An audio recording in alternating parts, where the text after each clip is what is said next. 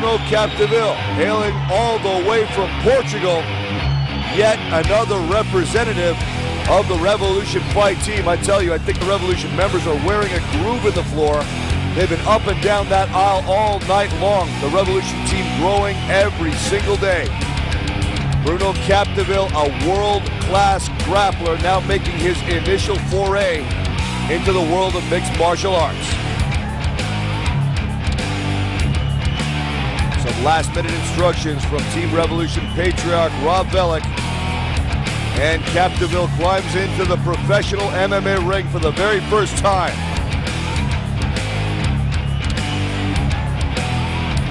Fighting out of the black corner from CMC, Lethbridge, Alberta, with 1 win and 1 loss, Ryan Brigham.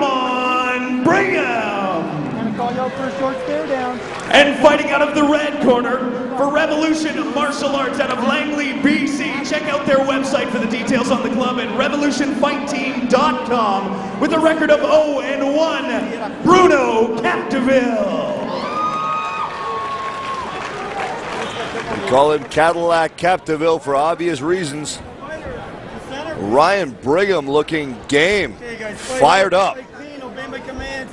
Neither fighter looking like they're suffering from pre-fight nerves at all. And we are ready to kick this one off. Referee Tony Williamson checks with the judges.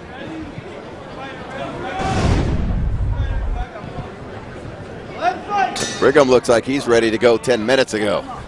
Walk into the ring. He was ready to fight somebody. Yeah, there are practically lightning bolts shooting out of his eyes. But Capdeville unintimidated at this point.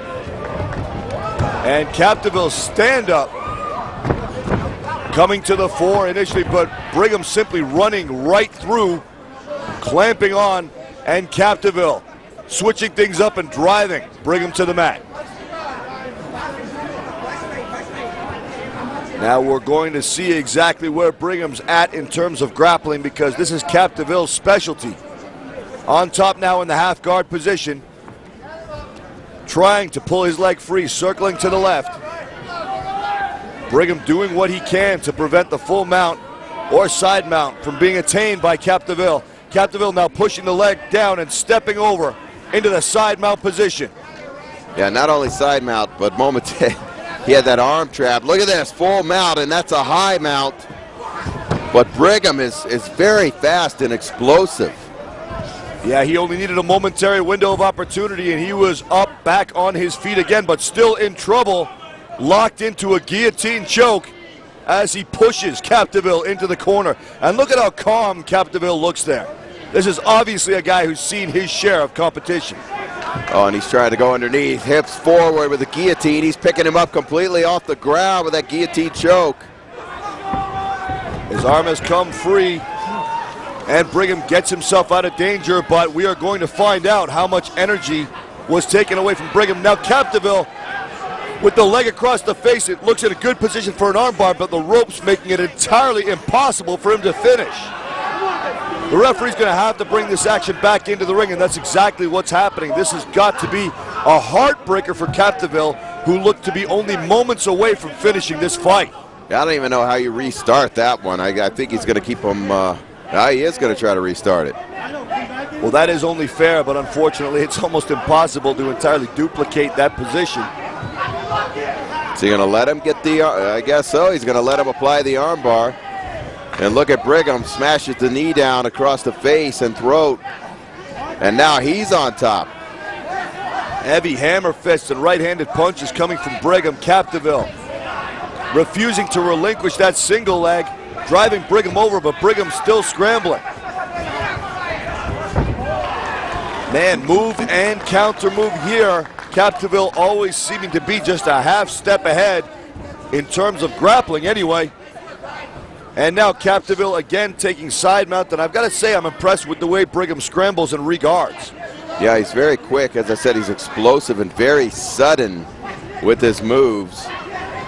And when he's in danger, he's not one of those guys who waits and thinks about where he's at. He just reacts to it. That's exactly what you have to do.